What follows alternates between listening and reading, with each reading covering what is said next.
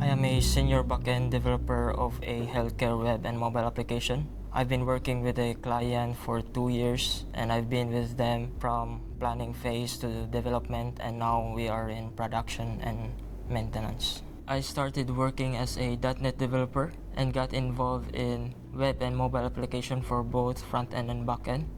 With this experience, I have keen insight into what it takes to run a successful project. I had a difficult task involving multiple functionality. The approach that I did was to focus on the investigation, seek help with fellow developers who are familiar with the flow, and continuously find a solution. I am very interested in software development, so I strive hard to learn more about it and improve my performance. One thing about me is I focus on finding the solution and not dwell on the problem. I just do my best to finish my task and do it very well.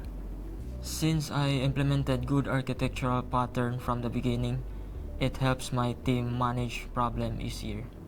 Now that I've seen our application run and generate income, I feel proud to be part of this project. I am glad that I took the opportunity here in CoDev because they match me with a client that fits well in my expertise and helps me enhance my skills.